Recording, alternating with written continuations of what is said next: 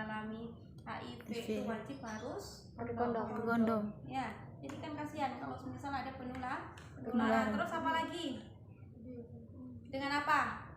Kalau yang alergi, jadi jangan ya. Kalau sudah dicoba ternyata alergi ya, berarti kan tidak bagus untuk menggunakan yang kertas lah, karet latex ini. Terus apa lagi? Kelainan medis ya. Kalau kelainan medis itu juga contohnya kalau pada ibu hamil ya. Kalau ibu hamil untuk trimester 3 menjelang persalinan biasanya kan dianjurkan untuk sering berhubungan. Karena apa? Karena sperma kalau masuk ke dalam vagina ibu itu akan merangsang, itu mengandung apa sih? Prostaglandin itu bisa merangsang kontraksi.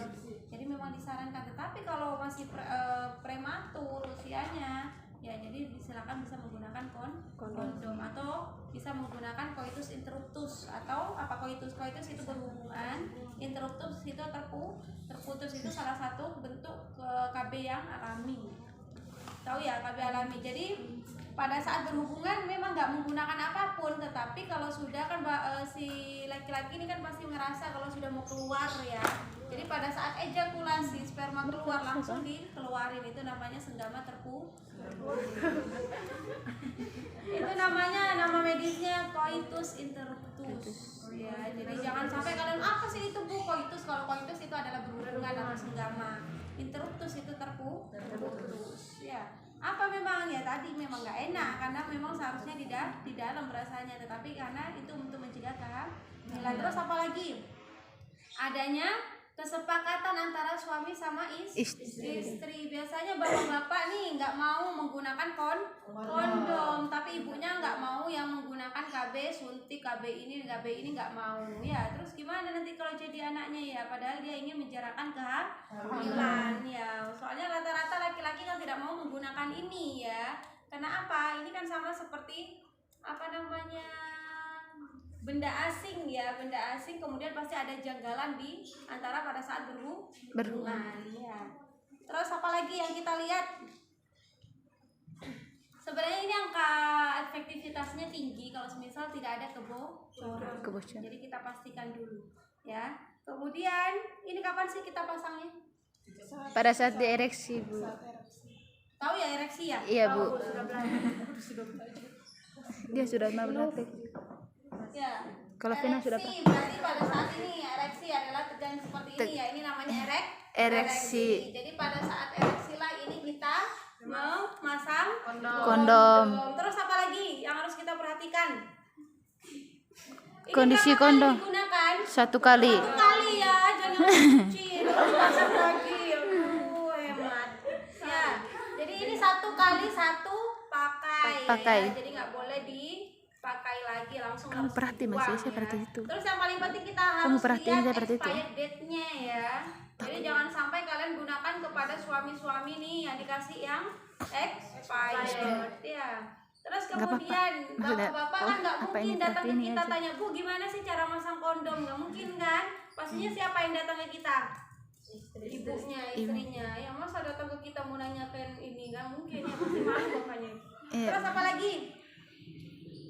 Boleh nggak ini dikasih minyak goreng? Tidak boleh. Atau pelumas lainnya ya?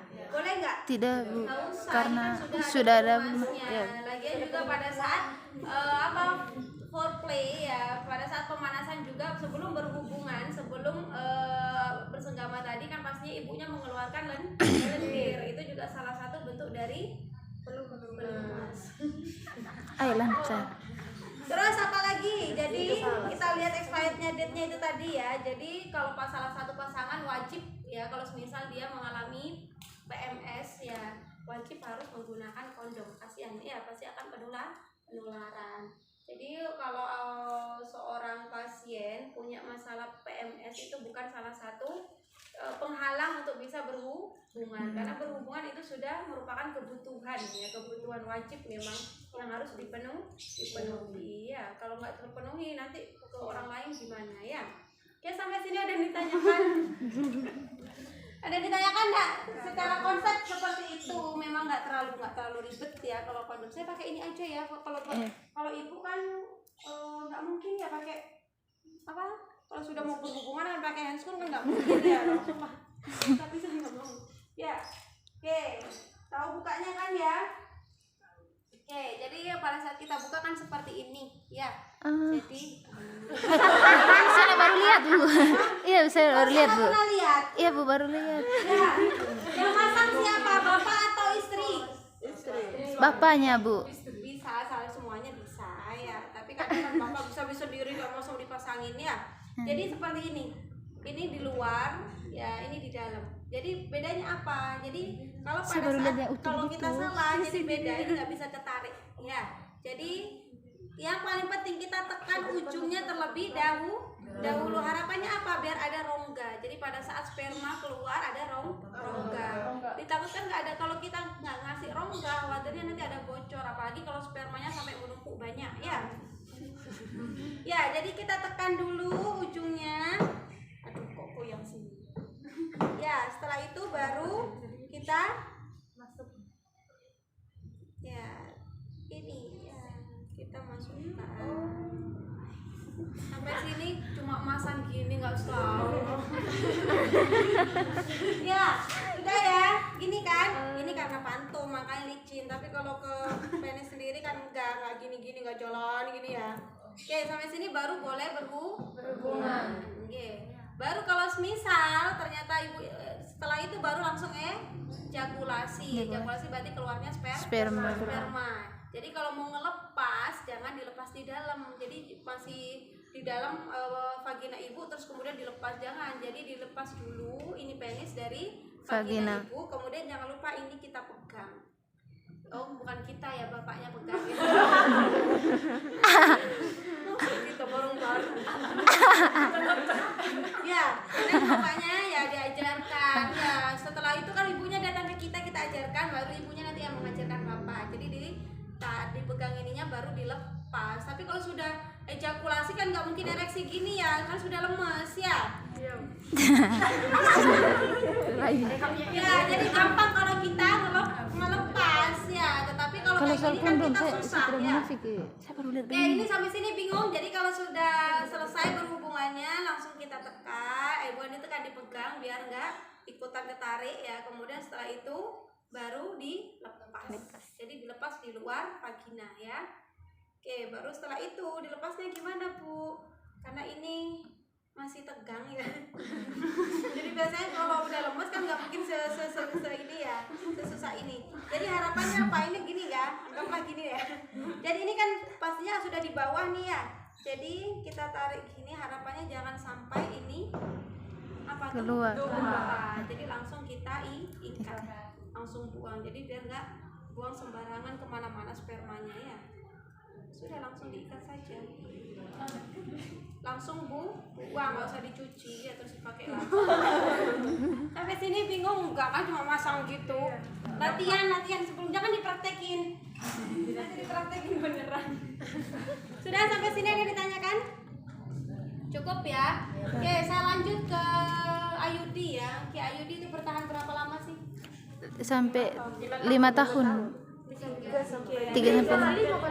Terus kemudian kapan kita memasangnya? Pada saat kapan? Kapan pun bisa Tidak, sebenarnya. iya intinya tidak hamil. Tapi kadang Tidak hamil lagi. bidan-bidan menganjurkan untuk pada saat menstruasi. Kalau kita saat menstruasi kan pembukaannya kurang lebih 1 sampai 2 cm ya. Kalau pada saat menstruasi karena serviks membuka. Kenapa dianjurkan seperti itu? Mempermudah tadi. Jadi mempermudah masuknya tadi. Apa namanya ini? Stabilisatornya. Oke. Kemudian yang pertama kita kasih konseling dulu kepada ibu, konseling sebelum pemasangan ya. Jadi kita melakukan penipisan, melihat apa saja sih yang nggak boleh untuk pasangan IUD, untuk memasang IUD pada pasien apa?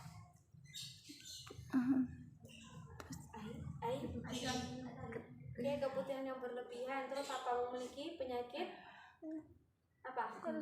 Pada apa? Organ Area vagina. itu nggak diperbolehkan. Nanti silahkan dibaca sendiri ya teorinya ya. Penapisan pada KB dengan IUD ya. Jadi banyak sekali di situ. Oke, kita melakukan pemasangan ya. Jadi sebelum pemasangan ini harapannya kan seperti ini ya, masih baru ya.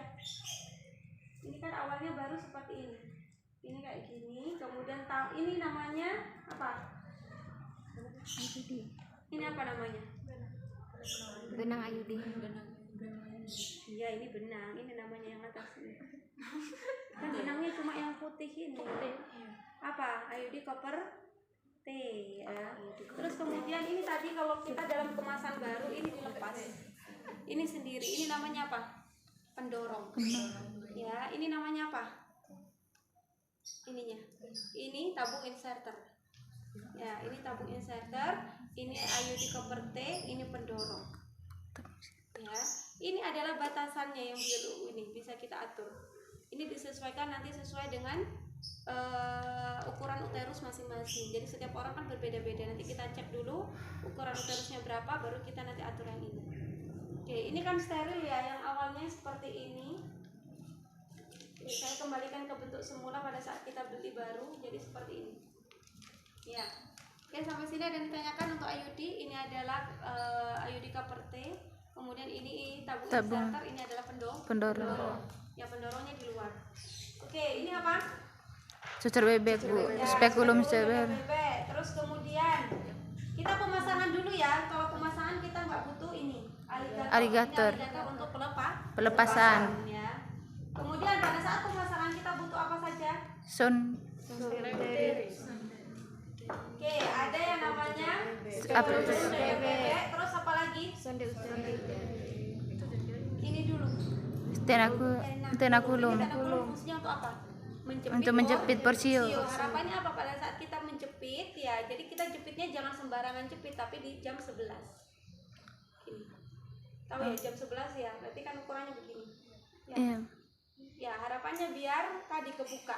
Ya, apa namanya? Sanfitnya. Ya, kalau misal ternyata biasanya juga ada yang menggunakan 2 sampai tenakulum. Jadi cukup 1 saja, kasihan pasien sakit ya. Kan ini kan kita jepit. Ini kan lumayan sakit. Jadi biasanya di jam 11 sampai di jam 4 2. Tapi pakai 1 saja kalian ya. Terus kemudian setelah itu apa? Ada sonde uteri. Jadi diratakan gini deh. Karena apa? Kalau kita menolong persalinan, kalau kita pakai bak instrumen jadi 1, contohnya di situ amniotom jadi 1, setelah itu gunting epis jadi 1, kan tangan kita ini kan sudah terkontaminasi ya, kita sudah terkena percikan darah. Jadi ngambil ini nanti yang nggak steril, yang awalnya steril kan jadi nggak steril ya. Jadi makanya kalau kita menolong persalinan dimanapun nanti kalian di trolinya itu dikasih kain steril. Baru diurutin sesuai dengan yang kita butuhkan. Kalau di persalinan berarti kita butuh amniotom dulu, kemudian ada epis dan lain sebagainya. Jadi kalau ini juga sama. Jadi kalau ditaruh di sini, karena ini kan untuk bak instrumen ID bukan ini untuk headphone saja, karena ini kan panjang-panjang semua kan nggak masuk. Jadi kan ada bak instrumen yang besar itu ya. Jadi bisa menggunakan itu, tetapi begitu kok lebih enakan yang gini. Kalau ini kan luas, jadi kita setelah nyentuh ini kan nggak bisa nyentuh yang lain. Kalau di bak instrumen kan Pegang kamera. Ya. Oke, kemudian ada sonde uteri untuk mengukur kedalaman uteri. Sini apa? Gunting Ayudi. Benang Ayudi. Terus ini nanti untuk pelepasan ya, alligator. Terus ada yang ini namanya tampang. Harapannya apa? Jadi setelah kita melakukan pemasangan, kita ambil kasa, kemudian dicelupkan ke betadine, kita olesi tadi yang sudah dipasang. Oke, sampai sini ada yang ditanyakan semua alatnya sudah.